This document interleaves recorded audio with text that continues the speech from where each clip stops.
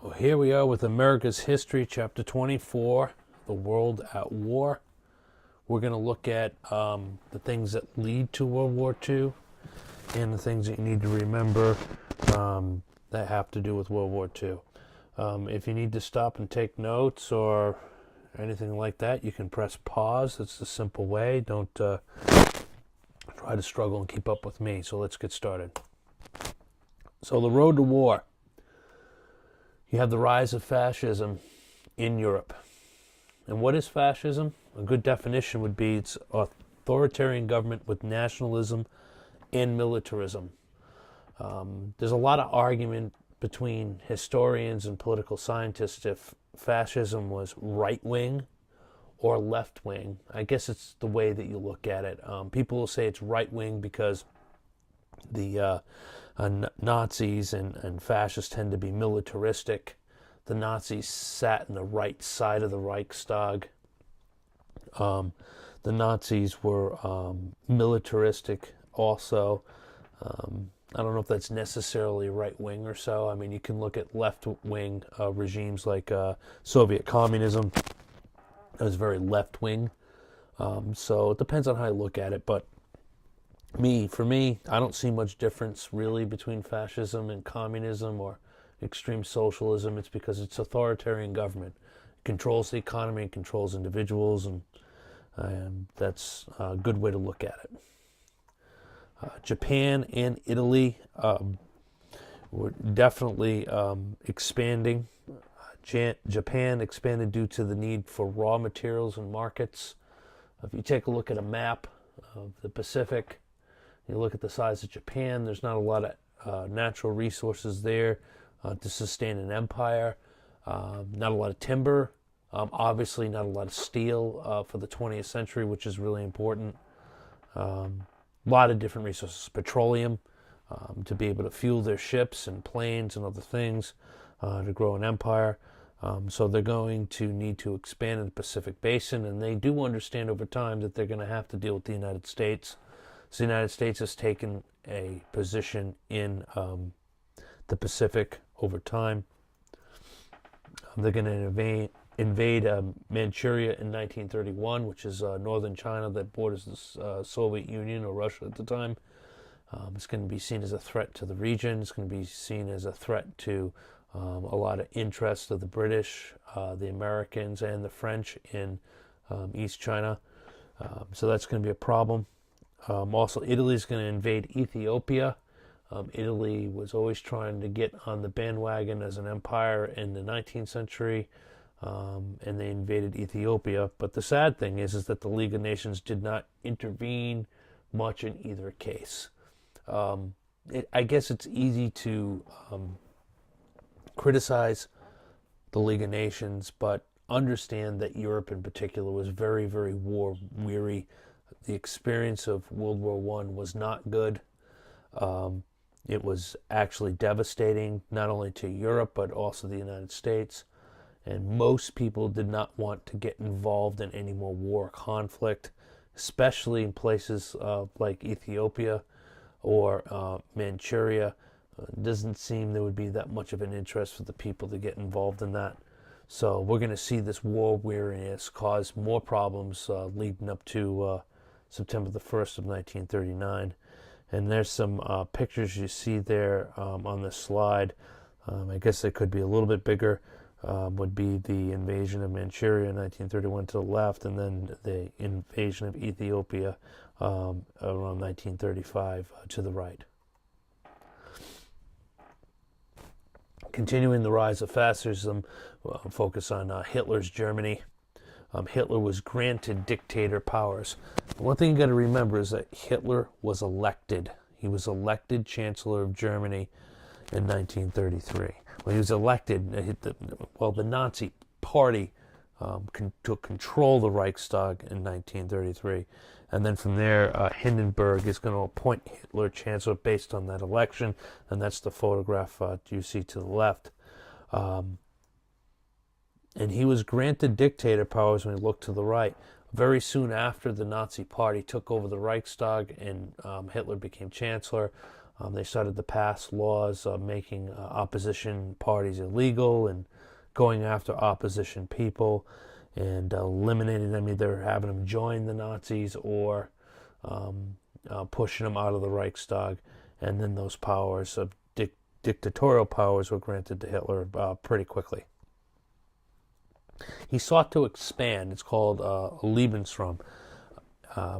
And began to persecute Jews. Well, if you look at the expansion, the justification was, okay, we're Germans and we're looking to unite all German people. Well, you look at Austria, a lot of Germans in Austria, parts of Czechoslovakia like the Sudetenland, a lot of Germans. So that was the excuse to expand, that we are uniting the German people. Hitler called the Third Reich, or the Nazis called the Third Reich, of the Third Reign of the Germanic peoples united as one. And then, of course, unfortunately, if you look at European history, 19th century and into the 20th century, the persecution of Jews, Nazis, other than blaming the French and others for the Treaty of Versailles, internally, when it came to economic problems, wanted to blame the Jews. It was very convenient. When people are desperate economically, when they look within, they'll look to minorities, either ethnic or religious. And with the Jews, the overall story would be that they are the bankers, they're the finance people, they're the professionals, they're the intellectuals, they're the doctors, they're the lawyers, pretty, let's say, convenient targets for those that want to bring one group against another. So they became really a scapegoat. And that persecution is going to escalate over time. First would be intimidation. Next would be stores would have stars on them, that stars of David, to connotate that they were Jewish owned, to try to dissuade the German people from doing business from them. Then from there, there'd be attacking the businesses, and from there, like Kristallnacht, from there, there'll be those areas will be cordoned off into ghettos, and then eventually it's going to lead to the Holocaust. But at the very beginning, persecution of Jews with the rise of Hitler's Germany. The Rome-Berlin axis is going to be an alliance between Italy and Germany. Benito Mussolini, the fascist dictator of Italy, is the godfather, or basically the founder of fascism. He wrote the first essays explaining what fascism was, and Adolf Hitler very much was interested in that with his Nazi party, and he really looked up to Mussolini. So there was this natural philosophical axis between Rome and Berlin. So war is going to start to approach, but before we get to that, we got to look at the situation in the United States in the mid-30s, attitude towards war and attitude towards what's going on in Europe. First, the Nye Committee in 1934 alleged that the U.S. became involved in World War II to make money for munition companies. This is probably the first time that these accusations will be made, but it won't be the last. There will be those that will allege that's why Vietnam happened. There are some that believe that's why 9/11 and the War on Terror happened. But when we go back to the Nye Committee, that the U.S. became involved in World War I to make money for munition companies, and a lot of people believe that. If you look at it, that it inspired the Neutrality Act of 1935, where the U.S. could not sell weapons to belligerent, which means warring countries. The whole Nye Committee allegations were believed by a lot of people. And it was, I guess, I don't know if the right word's convenient, but it was convenient for people that were pacifists and didn't want to get involved in wars in Europe. Again, the negative experience of World War I and the aftermath. You hear that this was all about money. Well, as we know, the United States really got involved in World War I for a bunch of different reasons. The United States was on the world stage as an economic power. The United States traded with a lot of countries in Europe, particularly the British and the French, not so much with the Germans because they were rivals with the Germans in the late 19th century with navies and other things. So economic reasons would be more because we had economic interests, not necessarily making money from munition companies and other things. So I know I'm talking a lot about the Nye Committee, but I want you to think about it. I don't want you to think that it's necessarily true. The word there is alleged that the U.S. became involved, and there's a lot of dispute. Most historians say, no, that's not the case. But it was believed at the time, so it inspired those neutrality acts of 1935. There's going to be more in 1937, 1939. There's going to be a series of neutrality acts by Congress because the population, the American people, did not want to go to war. That was very, very clear. It's going to make things very difficult for Franklin Roosevelt because Franklin Roosevelt's going to look over the pond in Europe, what's going on, and he's going to know that the situation is getting perilous, and he has a nation that wants no part of it. So we're going to see this, how FDR is going to be playing both sides and all sides here and trying to do whatever he can to have the United States in a position so when it needs to act and war does come, they're going to be better prepared than in the past.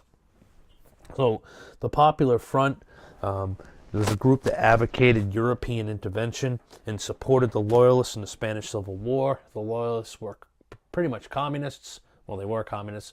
And the ones that were trying to take over and change that were the fascists. So it's going to be basically a proxy.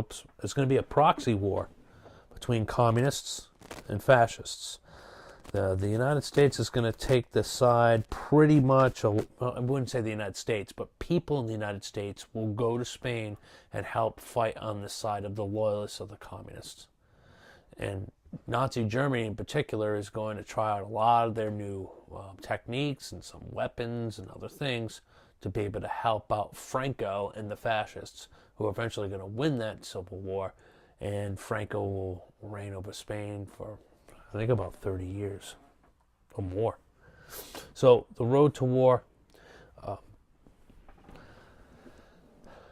appeasement's going to be a failure, and frankly, if you look through history, appeasement usually doesn't have a good track record when you're dealing with a madman like Adolf Hitler. I call World War II Hitler's war. I'm not the only one. There's many historians that will call it Hitler's war because if it weren't for Hitler, we wouldn't have had World War II. Now, could the United States still have had problems with the Japanese and the Pacific? Probably. But to say World War II, that's Hitler's war. And the Munich Conference is an example of where appeasement really, really goes amok. Germany was given the Sudetenland in Czechoslovakia, where there's majority Germans. Hitler sent troops, tanks, and everything in there. Prime Minister Neville Chamberlain is going to go to Munich and meet with Hitler. And basically what they did is they gave it away. Prime Minister Chamberlain proclaimed this is the peace of our time. And if you look at the picture, the bottom right, that's him coming off the plane, giving the press conference saying, holding up a piece of paper and saying we have peace for a time. And this has been repeated over and over and over and over again as an example of appeasement. Hitler knew the Europeans would not stand up to him. And when you have someone like a Hitler, knowing that people are going to stand up to him, do you really think he's not going to continue? Winston Churchill, who was in the opposition party at the time, said, look, this is a mistake. This guy Hitler's bad news. Go read his book called Mein Kampf. It tells you what this guy's going to do. He just takes more and more land and nothing's being done. But let's flip to the other side.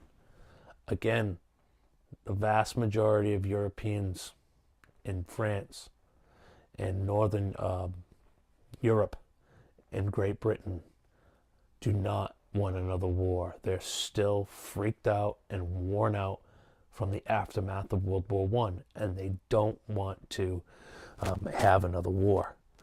So you can understand why Chamberlain's position is of appeasement. He's doing everything he possibly can to avoid war. But this failure of appeasement shows you when you have someone that's aggressive like Hitler, that's a dictator, that's aggressive, you can't appease aggressive dictators. There's a difference between appeasement and peace negotiations. I don't want you to get confused. When you have two countries with interests that things get a little testy and they get together and they negotiate, that's not necessarily appeasement. When you have a belligerent or someone like a Hitler that's very aggressive and just going and taking things, kind of look at Putin. You look at Vladimir Putin, he is a dictator and he's very, very aggressive. And some are saying today that the United States, maybe over the past 8 years or even longer than that, they've kind of appeased Putin. Putin's taken the Crimea region and also overtures to the Ukraine and other parts of Eastern Europe. And there's accusations there that the United States and other European countries have appeased him because they don't want to get into conflict. So there's a kind of modern, I wouldn't say Putin is Hitler, but there's some similarities there.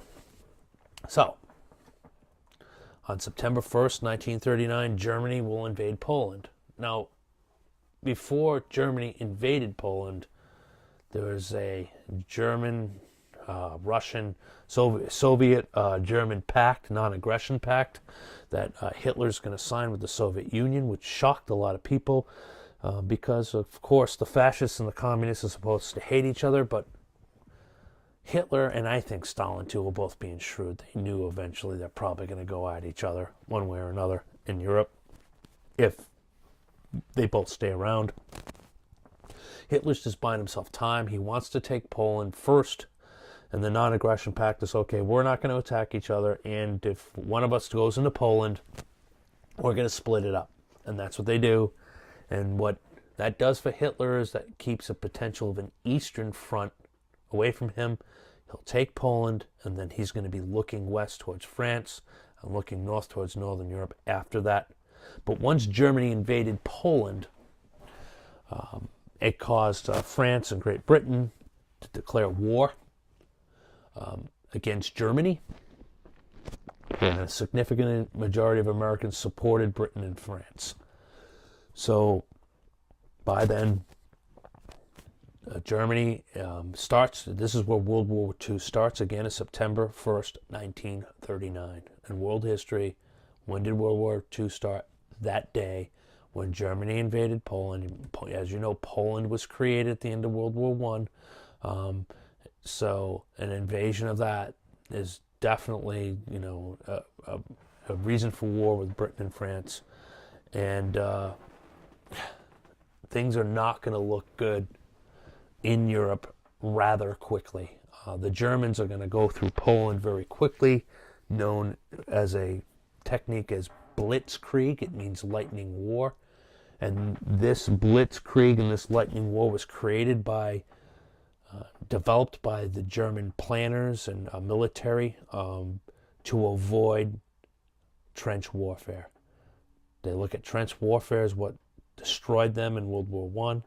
So they're going to have plans and use equipment like jeeps and tanks and fast-moving vehicles and transport vehicles so that the German army will never get bogged down in trench warfare ever again. And they just go right around divisions. They're not going to engage the enemy if they don't need to. And the Polish army, their cavalry was still on horses. They didn't have tanks and those kinds of things. And the Germans, smashed them around a bit, but a lot of times they just go right around them and take the cities and take control of what they needed to do. So blitzkrieg is important to know. It's going to shock people how fast and how lethal and how effective this German army is going to be. And it's going to be a very, very perilous situation very quickly. But again, in the United States, you have this whole idea of isolationism and internationalism, or versus internationalism. There are different approaches to deal or not to deal what's going on in Europe at the time. So you have this Committee to Defend America. They advocated that the U.S. aid the Allies, either with materials, munitions, provisions, and other things. Not necessarily that the United States get involved in the war, but at least supply and aid our allies of Britain and France. Then you have America First Committee. They were isolationists, such as Charles Lindbergh. They didn't want the United States to be involved in this war whatsoever. And even some historical research shows that Lindbergh was pretty sympathetic to Hitler and the Nazis, as were some other Americans that I wouldn't say were pro-Nazi, but were kind of sympathetic and said they weren't too bad. One of note would be Joseph P. Kennedy, President John F. Kennedy's father, who was at the time ambassador to England at the time when World War II started on September 1st, 1939. Eventually he'll be not recalled, but Roosevelt will remove him because of those things. What FDR will do, he'll trade destroyers with Great Britain for military bases. And those military bases will be basically in the Western Hemisphere, on the East Coast, going all the way down the coast, through the Caribbean, into South America. And those bases were to be defensive in nature, and that's how they were sold. There's a speech that you're supposed to read from October the 26th, October 30th, 1940, FDR's campaign speech in Boston. He'll reference those bases as defensive bases. I can tell you that the Pentagon had other ideas, using them as launching stations for the Navy, an event we had to be offensive instead of defensive. The destroyers that were traded with the British were older destroyers about to be decommissioned. So the British were going to have to put a little bit of work into them, but they were desperate for hulls. That means just ships that can move and had some size that they could fit. They were in that desperate of a situation. So the first peacetime draft in history occurred in 1940. That was a necessary thing, according to Roosevelt. Again, that speech from October the 3rd, 1940, before the 1940 election, where it was about 900,000 men were drafted in, and he said it was for peaceful defensive purposes, being concerned about the aggression in Europe by the Nazis and by Hitler and the fascists and others. So FDR, again, sold this as defensive in nature so the country can defend itself on its borders. But again, FDR, if you look at memos and his diaries and other things and memoranda throughout the government, it was also understood to be ready, that they were afraid that war was coming sooner rather than later.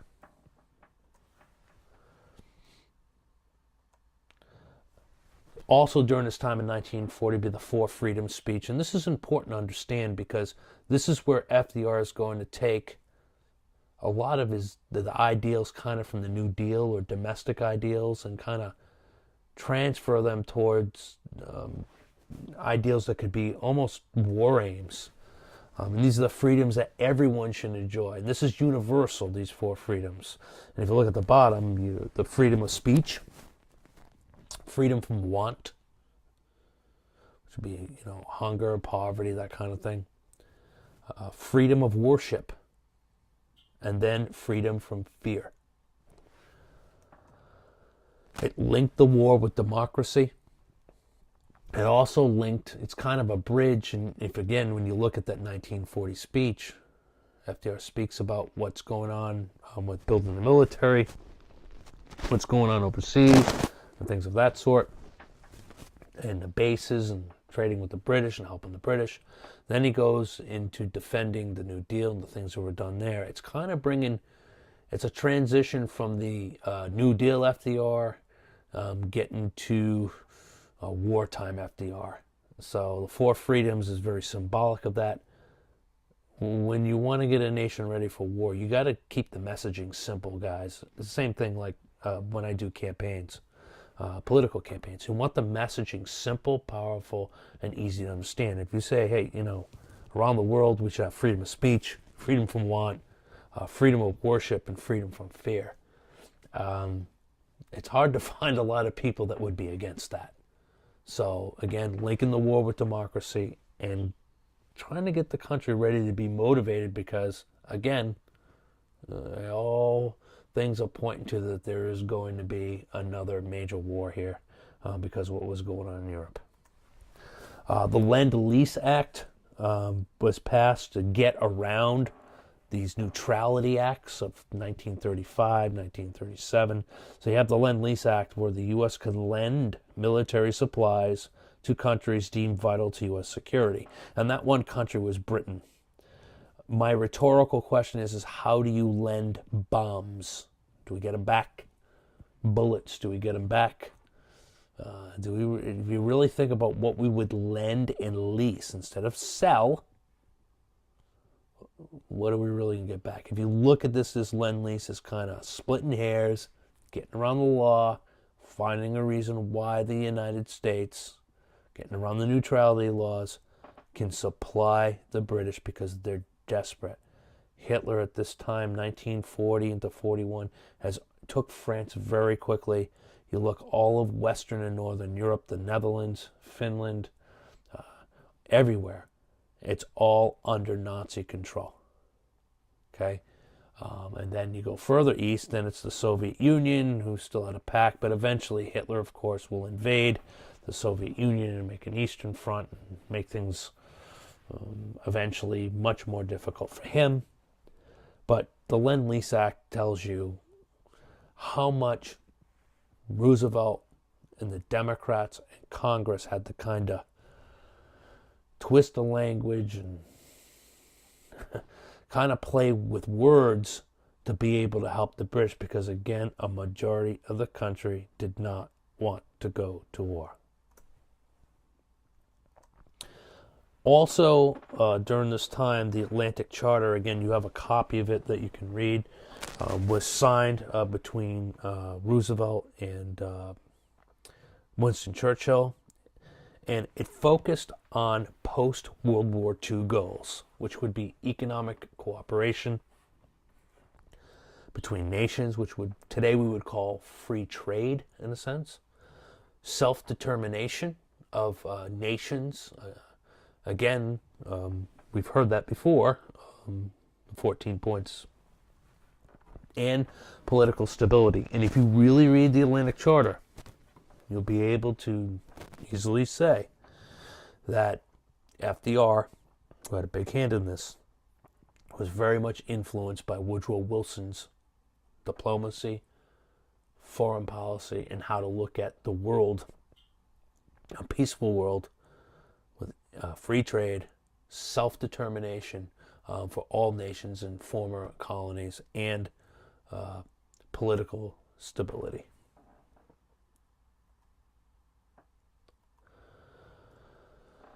In 1939, FDR is going to give a quarantine speech. It's known as a quarantine speech, where FDR encouraged economic sanctions against Japan in response to invasion of China. So Japan's going to invade China in 1937. He's going to give a speech that we're going to quarantine and not really trade any steel, petroleum, or anything with Japan. And what that's going to lead to is Japan's going to become more and more desperate. Japan is going to need to expand its horizons. It's going to need more natural resources. Relations between Japan and the United States, because of those sanctions, continue to deteriorate and break down. And by December the 7th of 1941, on a very early on a Sunday morning, there's going to be a surprise attack of the Japanese by air on Pearl Harbor, and where virtually the U.S. Pacific Fleet is going to be destroyed, except for their aircraft carriers, because their aircraft carriers were out to sea in maneuvers on that day. So the aircraft carriers survived, but the battleships and destroyers and cruisers and everything there was destroyed. Almost 3,000 Americans were killed in that attack in Honolulu. And the very next day, Franklin Roosevelt's going to address Congress for a declaration of war. He'll get quickly after that. And believe it or not, that's the last time in American history that Congress declared war on any nation, was a declaration of war on Japan on December the 8th, 1941. I believe either that day or early the next morning, Germany and Italy will declare war on the United States. So, also, another reason why the Japanese kind of went to these moves is that the U.S. froze Japanese assets in the U.S. and placed an embargo in 1941. So, sorry I didn't get to that next one. There would have been a better progression before the attack on Pearl Harbor. The reason this is under the attack of Pearl Harbor, that quarantine speech and those sanctions and those frozen assets in 1941 is going to lead the Japanese to plan this attack, and also understand that some of the Japanese commanders had a good feeling that if you attack the Americans like this, that one of the I think it was Yamamoto, one of the admirals or generals, said, "You're going to awaken a sleeping giant," and he knew he knew that it was going to be a problem once they attacked the Americans, and he didn't think that the prospects for Japan was going to be very good in the long run. So there it is again, December 7th, 1941, and those two photos on the bottom obviously are from that attack. Also on that same day or the next day, the Japanese are also going to attack Manila and very quickly take the Philippines. It was a two-pronged strategy, not just Pearl Harbor, take out their Pacific fleet, but then also take the Philippines, which is, you don't want American air power there, you don't want American naval base there in East Asia, Southeast Asia, that will be a threat to the Japanese advances. So the United States now is at war. They're going to organize for victory. And what you got to do first is finance a war. But before we get to that, just understand that there's going to be a war plan.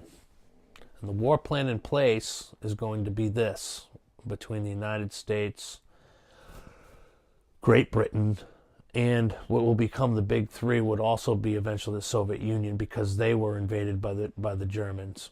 So you're looking at the Big Three early on, which would be FDR, would be Winston Churchill, and would be Joseph Stalin of Russia.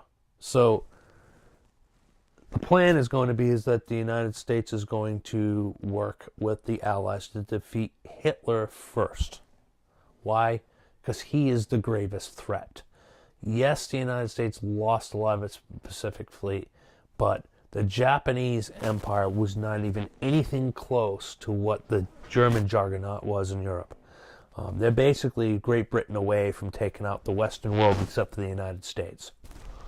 So that was deemed to be the most important and most crucial operations to be done first, is to defeat Hitler.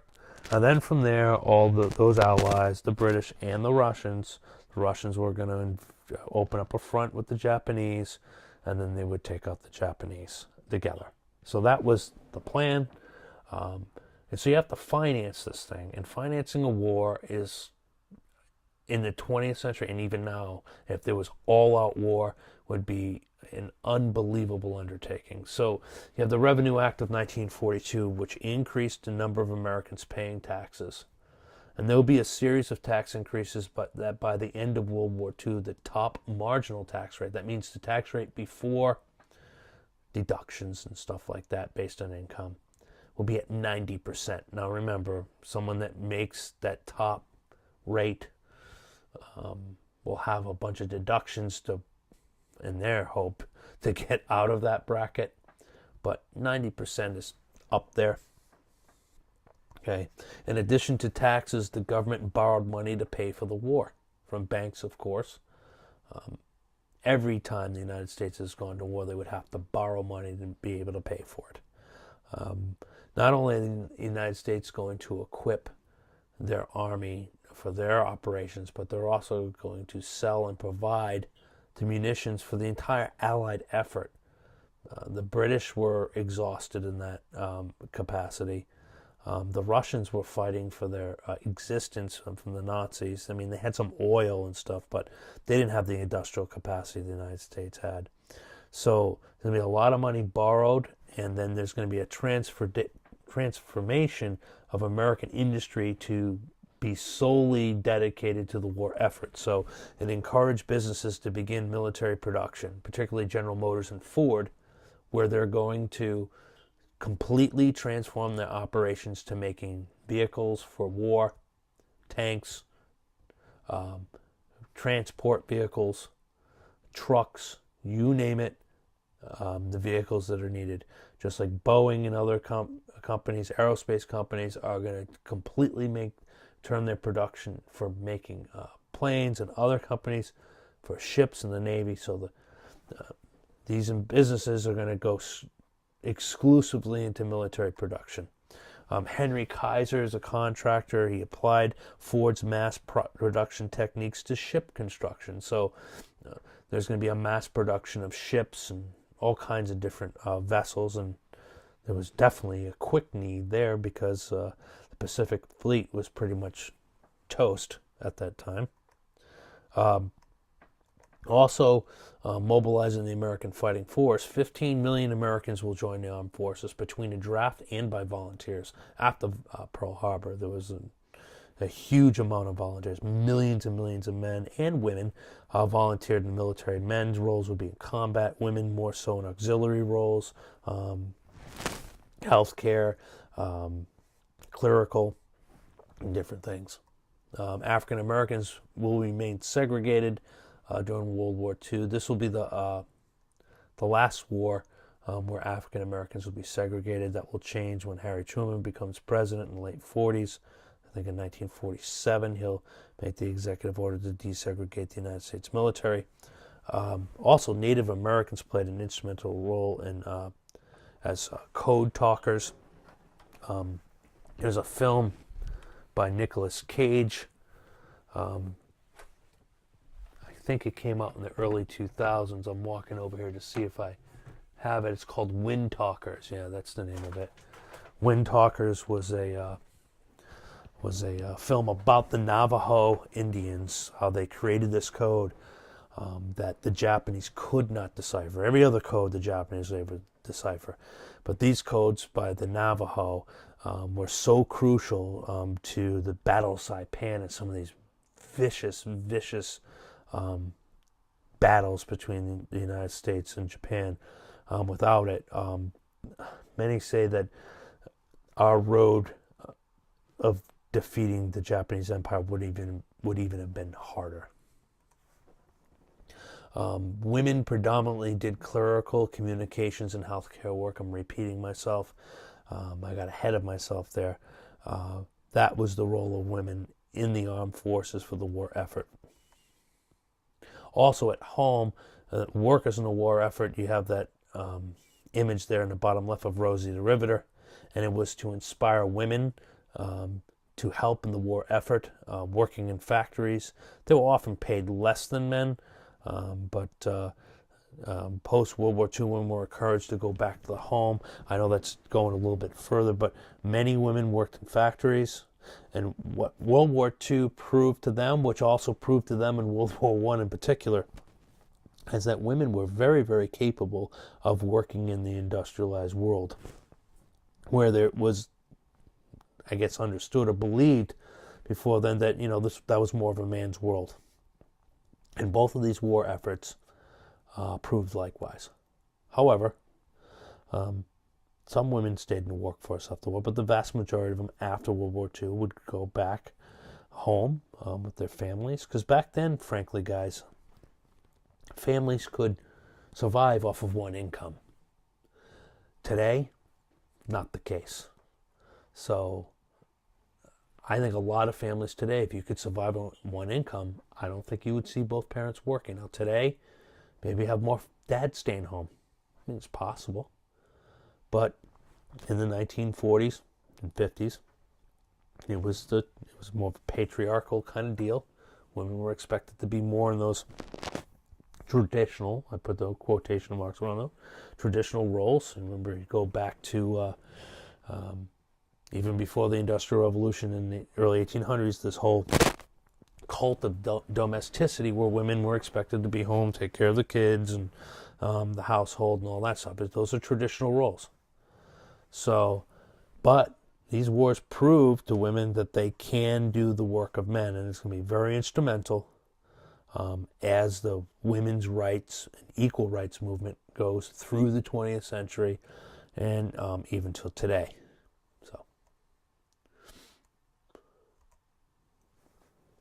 So wartime civil rights, you have this double V campaign, victory abroad against fascism, okay? But also victory at home over racism. This is a group that said, look, we're going against fascism and all this horrible stuff. Well, what about the horrible stuff in Jim Crow South in the United States and the racism in the United States? A. Philip Randolph is going to be the leader of that movement. He planned a march on Washington, and the Roosevelt administration begged him not to put a march to Washington. The last thing that Roosevelt wanted was a racial strife being shown internationally during the war effort. And what he said and guaranteed he would do in an executive order would be to forbid discrimination in defense industries based on race.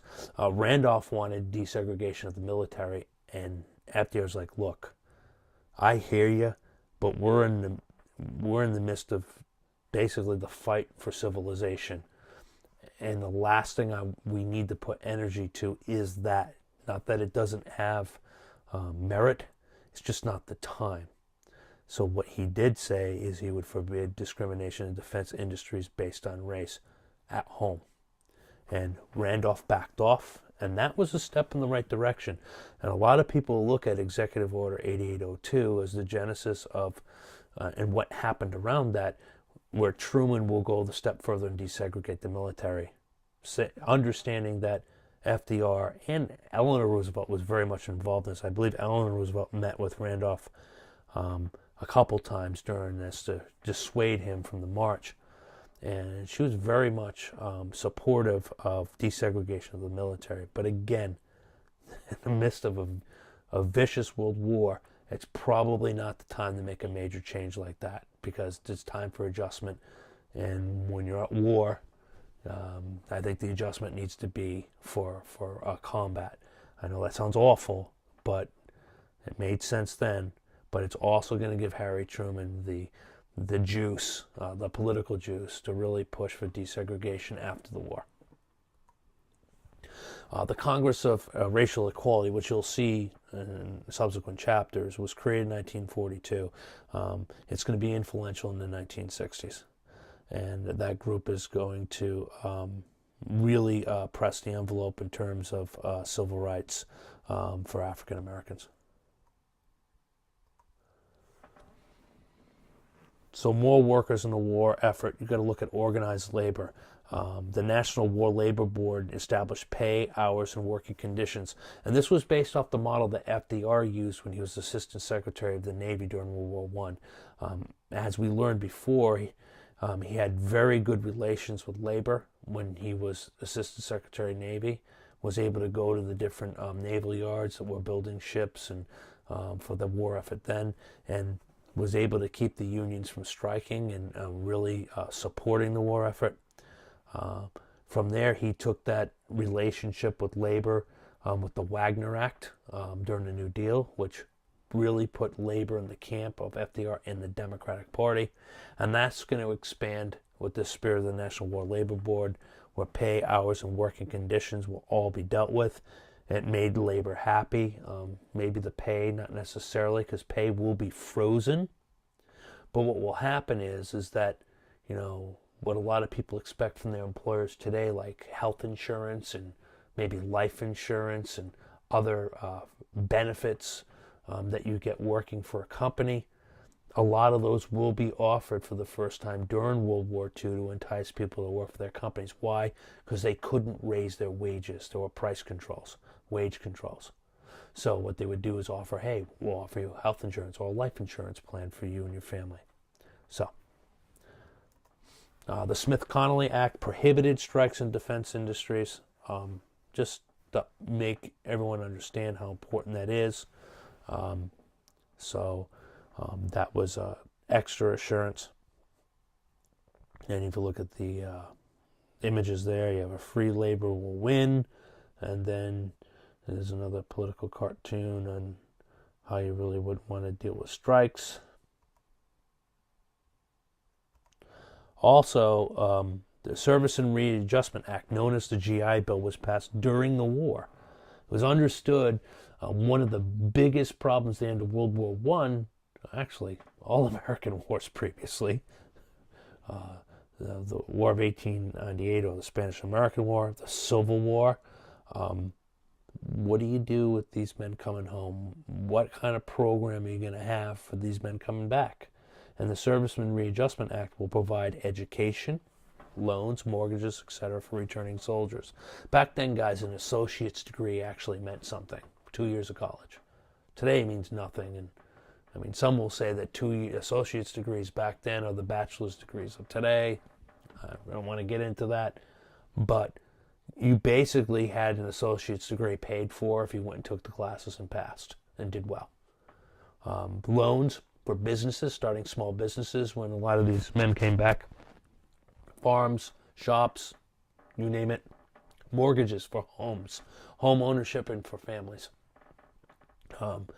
The GI Bill is considered to be the one piece of legislation during World War II and for post-World War II that people will say built the middle class of the United States and was the shot in the arm that started the post-World War II baby boom in the late 40s and going into the 50s. But again, the GI Bill, if you look at it, smart. Education, college education, loans for businesses, and homes for returning soldiers to be able to have a foundation when you came back. And if you're going to school, there isn't a pressure for you to go back to work. So that's going to really smooth out post-war economy too, if you really think about it. If most of the men are going to go to school, they're not going to necessarily be looking for a job, unlike the end of World War I. So the adjustment of the nation from a wartime to a peacetime economy is going to be a lot smoother because of the Servicemen's Readjustment Act. So life on the home front, this quote, for the duration where Americans helped out by recycling, building victory gardens, rationing, etc. Anything to not, if there's food, canned food, clothes, provisions, petroleum, rubber for tires, you name it, these things are going to be rationed. Things need to be recycled. They always take collections for metal and steel and all kinds of things so they can melt that down and make it into either munitions or equipment or whatever else. I have in the classroom, and you can look at them, I'll pass them around. If you haven't seen them yet, my father's and grandmother's rationing book during World War II started in 1943. Still ration coupons in there. You can take a look at them.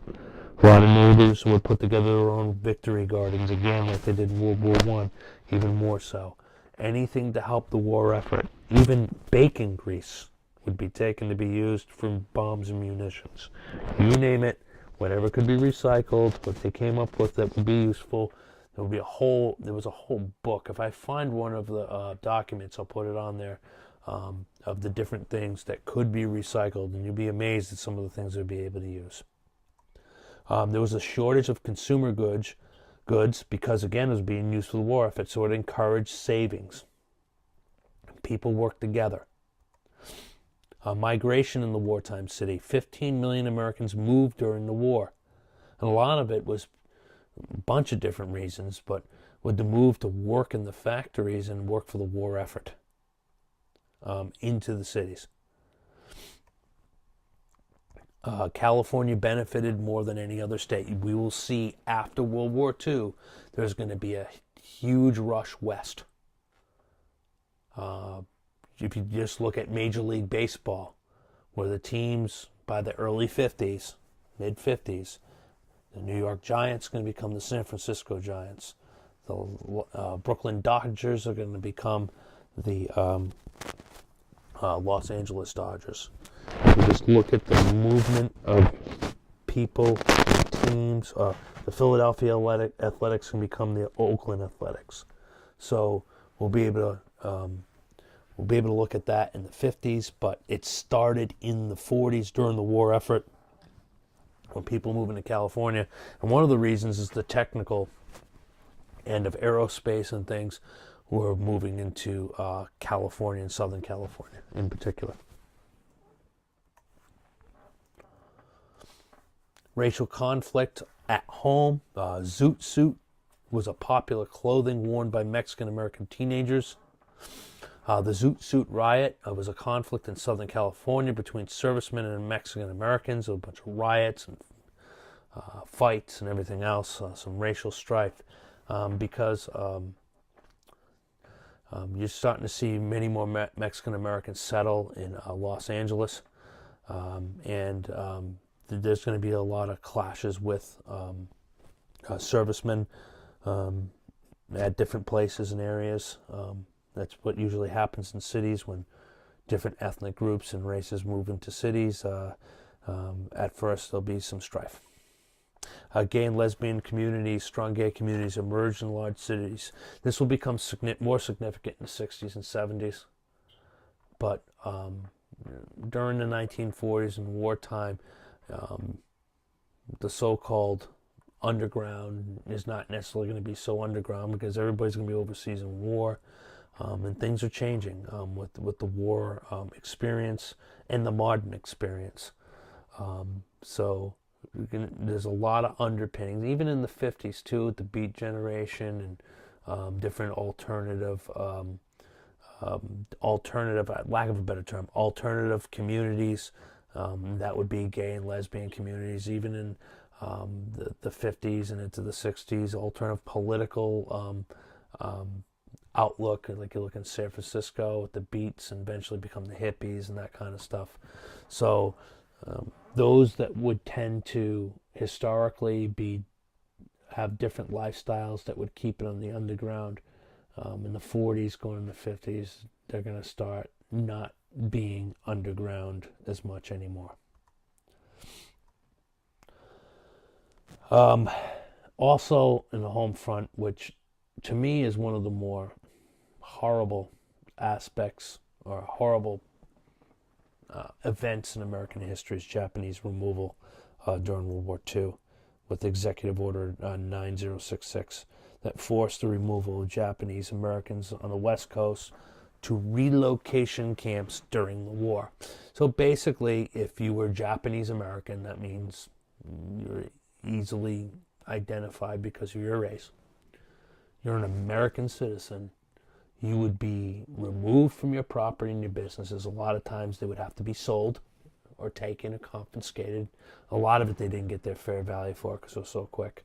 And then you and your family would be sent to the middle of the country, out in the boonies, out in nowhere, like places like Idaho and other places, and be put into a relocation camp for the duration of the war. This was challenged in the courts. 2/3 of those affected were Nisei, that means American-born Japanese citizens. They were born in the United States. They were natural-born citizens. In other words, eligible to be president of the United States. Okay? They were sent to these camps. And it was brought to the courts, and it was upheld. The Supreme Court upheld this policy. This case is Korematsu versus the United States. I'm going to put a brief up there. You should know this case. It's in your book. To me, it's one of the most devastating, or I don't want to get too over, but I'll say horrific decisions of our Supreme Court. To me, it's right up there with the Dred Scott decision. Korematsu versus the United States and the Dred Scott decision. I mean, if you look at the both of them, it's pretty embarrassing. But it did uphold Roosevelt's executive order to do this. And you look at FDR, there's a lot of good things. You can't explain away Executive Order 9066 and the internment camps or the relocation camps of Japanese Americans. In my opinion, you can't talk your way out of this. So whatever you want to believe on is fine, but understand that you need to read the decision of Korematsu versus the U.S., and I'll put that up. War aims and tensions. The big three, as I talked about before, FDR, Churchill, and Stalin. First was the Tehran Conference in Iran. Churchill and FDR agreed to open at 2 fronts in France. Okay. So the way to do a 2-front, if you look at Europe, the beginning of the war, Hitler has all of Western Europe except Great Britain, has Great Britain on its knees. Great Britain was very, very close to being taken out. But because of American munitions and Winston Churchill being actually really smart, Hitler was doing a lot of bombings of factories and the industrial capability of the British. Not just industrial, but more so for food and provisions and that kind of survival. And the British couldn't take much more of that. So Churchill was pretty smart. What he did is he sent some bombers to hit some German cities and bomb civilians. I know it sounds terrible, but thinking he knew Hitler, if he bombed a really nice German city, I can't remember the first city he hit, it really, really ticked Hitler off, and he freaked. And what he did, he stopped bombing those strategic targets, the industrial targets, and then he started to bomb the cities and tried to bomb civilians. Now, the civilians, a lot of the civilians were already taken to the countryside, and they would go down into the subways in the evening, understanding what they were doing. But a lot of people believe Churchill doing that and understanding the psyche of a madman to really get him upset and go off of his strategy, because one of his cities, the civilians were hit, it actually worked. And a lot of people believe it saved Great Britain. So you're dealing with Churchill, who's very, very, very strategic, intelligent, considered one of the greater world leaders in history, and FDR. This 2-front would be, eventually a Western front, an invasion of France to be able to get that Western front established. But the Americans are going to start in North Africa and push the Germans back in North Africa into Libya, into Tripoli. Then from there, they're going to be transported across the Mediterranean and put a front in Italy, and then come up into France from the south. So you're going to have one front coming from the west, which will be D-Day, the invasion of Normandy, which is coming up here in a second. But the other front is going to be where Patton and Montgomery are going to be coming up. Eventually Patton will be taken away from that and be replaced by General Clark. But be coming up through Italy to get France from the south. And then you have the Russians, who finally are going to turn the Nazi advance in a battle called Stalingrad, I believe in 1943-44, and there's going to be this slow pushing back of the Germans back towards Germany and into Berlin, and that's where the Eastern Front's going to be. So they're going to be coming from the south through Italy, eventually the east from the Soviet Union through Eastern Europe and Poland, and then eventually from the west with the invasion of Normandy in June the 6th, 1944, which is known as D-Day, the invasion of Normandy by the Allies. There's a lot more going on here, guys, and if you want to look at more battles and more strategy and stuff, but for our purposes for APUS, we're more looking at the diplomatic, the strategy, and how the United States and from more wider context looked at this. But if you want to look at the strategy overall, first was North Africa. The Americans needed to get their feet wet in the war and be able to get their new troops and their new tank corps and everything moving. They're going to push the Germans out of North Africa. That's good. You got to get that beachhead there. And then from there, you're going to go hop over to Sicily and into mainland Italy and go to the north. It's going to take a while for the Americans and the British to put together the invasion of France, which will become D-Day. There's going to be some delays. There's going to have to be a long escalation. There's going to be some trickery. Patton is going to be taken from Italy because he slapped a soldier, and they suspended him for a while.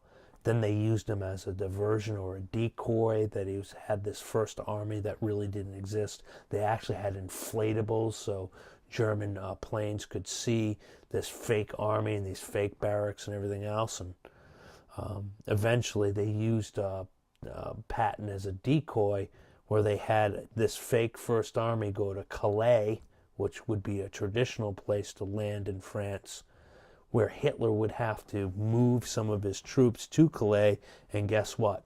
No one showed up. So it was a very good diversion that took away some vital reinforcements for the Germans at Normandy on June the 6th, 1944. Eventually, Patton will get back in the war. He'll be given command of the Third Army, which will go through France pretty quick and all the way to Czechoslovakia. And of course, Patton will get himself in trouble again with his mouth at the end of the war, saying, hey, we might as well turn and attack the Russians. That'll be the last straw for that. And unfortunately, Patton will be killed in a Jeep accident in, I think, Czechoslovakia.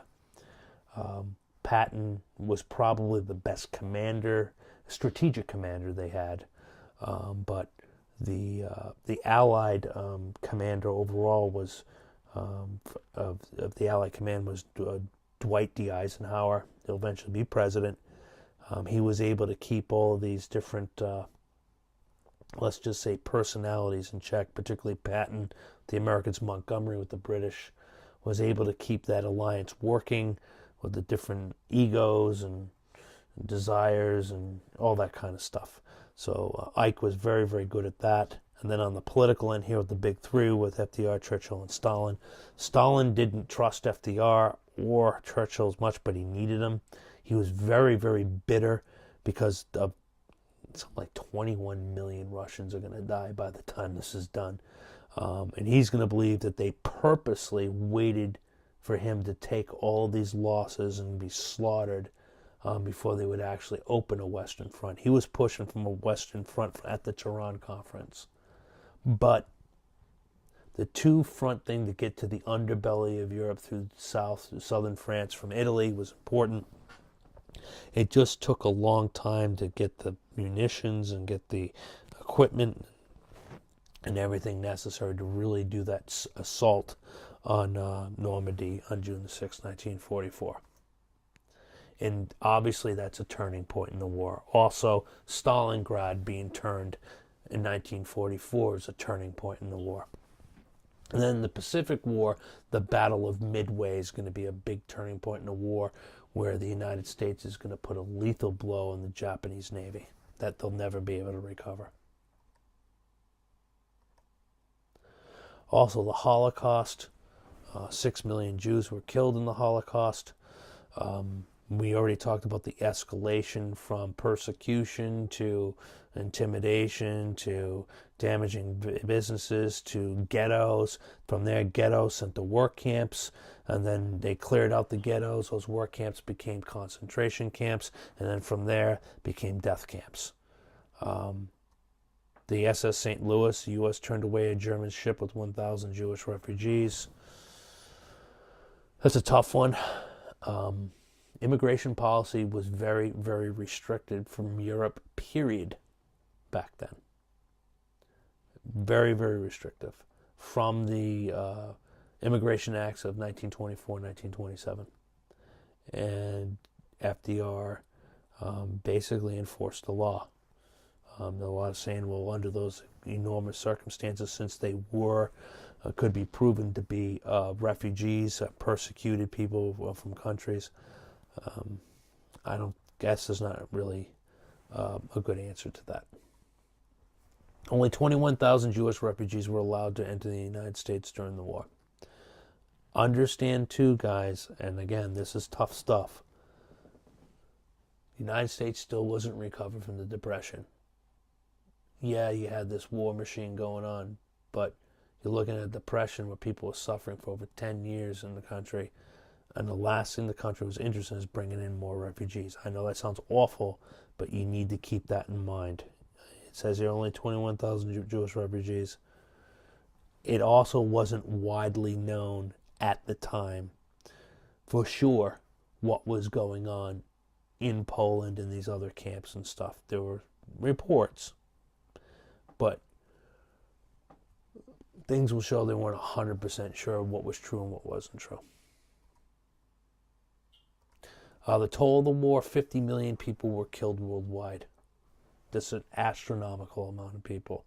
If you look at this chart here, unfortunately it's a little bit blurry by country. You can look at that. You can go online. I'll try to get you some links on some of the statistics of deaths and destruction and all kinds of horrible things that World War II, the impact it had on the country. 100 million were wounded. I mean, these are mind-boggling numbers. The war in the Pacific, as I said before, the Battle of Midway was the turning point in the Pacific War. The United States did irreparable damage on the Japanese Navy, and they would not be able to recover. And again, this war all had to do with naval power, transport, and island hopping. And if you can't replace what you lose in your Navy, if you don't have aircraft carriers, those Japanese Zeros and those kamikaze planes, you're not going to have enough fuel to get them in the range that you need to do. So Midway was big. It was a big, big, big turning point because, again, you needed a Navy with aircraft carriers, destroyers, and cruisers that were able to move men and transport and protect that. And if you can't replace that, this kind of war, again, island hopping was not going to happen.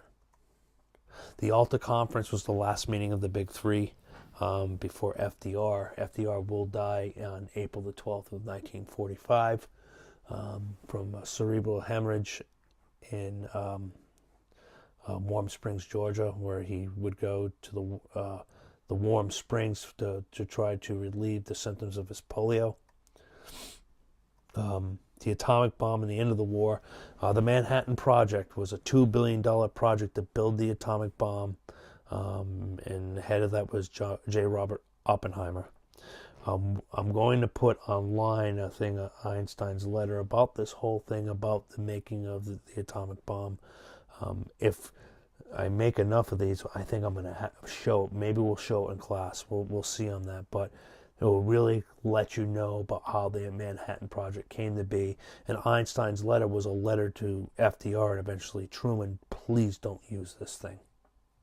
So, July 16, 1945, you have the Trinity test in New Mexico, and I believe that's what that photograph is on the right. That was from the Trinity test in New Mexico. On August the 6th of 1945, and then August 9th, 3 days later, the bombing of Hiroshima and Nagasaki. We're going to do a thing on the dropping of the atomic bomb. We're going to have a class looking at some documents and questioning, should it have been dropped in Hiroshima? I think a lot of people would say yes for different reasons, but why only 3 days for Nagasaki? So those are things that we can talk about. Okay, but the nuclear bomb is going to end the war after Nagasaki. Japan's going to surrender. And just keep this in perspective. The United States is the only country in the history of the world that has used nuclear weapons. They were done twice, within 3 days, in August of 1945. That's it. Many believed the Japanese invasion would cost up to 1 million Allied lives. And those were the estimates. Because the fierceness of the fighting of the Japanese, not only of Japanese soldiers, but even civilians in these islands, is unbelievable. If you want to really read about some vicious, vicious combat between two warring sides, it would be the Japanese and the United States, Japan and the United States. The racism on both sides depicted in their cartoons and their political cartoons and their propaganda posters and stuff. I mean, you can look at some of the propaganda stuff that showed Japanese, the typical Asian stereotypes, and then the Japanese had their posters and cartoons with fat Americans that are lazy, which would be the stereotype of Americans. It was vicious, it was personal, and a lot of that combat went hand to hand fighting to the death hand to hand, and pretty vicious stuff. And if you watch Wind Talkers, maybe I can put that up there. You can look at some of it. It depicts some of these battles, and it really shows how brutal the combat was and how personal it was. When there were prisoners of war, with the Bataan Death March from the Philippines and stuff, where Americans were basically killed at will and just marched to their deaths, and vice versa. The Japanese were not treated very well as prisoners of war either. Both sides vicious. You could say that both sides were very much into war crimes and atrocities. Today would be called war crimes, how they treated their prisoners. But I'm telling you, it was both sides. It was personal. It was vicious. It was ugly. Potsdam Conference in July of 1945. These conferences we're going to be looking at. It's in your packet of these different World War II conferences. They're very important because it sets up the post-war world. The Allies called in Potsdam for an unconditional surrender of Japan. There wasn't going to be a negotiated peace. It's unconditional surrender. And that's why with Truman drops the first nuclear weapon on Hiroshima, what comes back is to talk for negotiations. Go back, no, it's unconditional surrender. They kept on saying negotiations, and that is when, as way I understand it, Truman dropped the second bomb. Unconditional surrender. No negotiated peace. And if you look at it, that's what they wanted with the Germans too, was unconditional surrender also. Because look what happened at the end of the armistice of World War I. Even though the Treaty of Versailles was not kind or fair to the Germans, it created World War II. So it was understood by the Allies the only way to end this and go forward with peace in the future, it had to be unconditional surrender. You can't negotiate. When you negotiate a peace, it leaves too many holes, too many bad feelings, and there could be some very bad feelings leading to another war. So a quick recap on World War II. And we'll go back to some of this stuff too, because a lot of lessons are going to be learned from World War II that is going to be avoided in the Cold War and moving forward here in the second half of the 20th century for the United States. So first, appeasement in the Munich Conference. How appeasement of someone like a Hitler, a madman like that, doesn't work. Okay? Appeasement usually shows weakness. And weakness is something that is going to give hope and make dictators really excited to do the crazy things that they do. Isolationists versus interventionists. And there's going to be a real division in the United States in the 1930s. And once World War II begins on September the 1st of 1939, should we continue to be isolated from this and let them worry about it, worry about Hitler? Or do we really need to intervene and help our allies, and how important that is for our nation's future? So the Atlantic Charter. The Atlantic Charter is going to set up the post-war war. I keep on tongue twisting that. Post-war world after World War II. So Atlantic Charter is definitely going to set the tone, which is going to lead to the United Nations, which is going to lead to NATO and other treaty organizations with the so-called free world or Western world. Opportunities for women and minorities in the war, working in positions within the military, but also women working in factories and working in industry at home, again proving that they're more than capable, and they excelled at a lot of those things. And also minorities, African Americans and Mexican Americans and others going to the cities and working for the war effort. The Double V campaign, which you could say really starts the idea of organizing for civil rights with the federal government, with Randolph saying, look, we're going to march, or Roosevelt, don't do that. We can't desegregate the military. But man, I can make sure that there's no discrimination with these contracts and stuff here at home. So let's do that as a start. So the Double B campaign is going to be a spark, and then after World War II, going into the 50s, you're going to start seeing a lot of these things that happened out of the Double B campaign and development of the Congress of Racial Equality, which is core, is going to be a genesis for the civil rights movement in the 1950s. The Zoot Suit riots is going to show we're in Southern California, in the southwestern United States, excuse me. There's going to be a lot of strife between Mexicans and Latinos and young whites as that population in the 20th century grows in certain areas. A lot of those tensions are still there today. The internment of Japanese Americans, I think I've already said enough of that. To me, it's just a pathetic decision with Korematsu versus the United States. And then the dropping of the atomic bomb and the decision to do it. Why was that done? Was it just to end the war? There's some that say that there were Cold War calculations with the Russians, where others say no, that's just, trying to make the Americans look bad. And we'll get into that discussion as we look at that. And that is it for Chapter 24 in World War II. I hope this was helpful. If you have any other questions, you can email me. And I'm going to be putting more things up in Classroom as we go along over the next couple days. But this is going to be the lecture for World War II. We're going to be moving on from this. And my goal is that our lectures will be done on video for the rest of the year, so then we can spend the time in class on the bigger stuff, so we're ready for the exam on these parts of period 7, which we're ending here, period 8, and period 9. Thanks for watching, and we'll talk soon.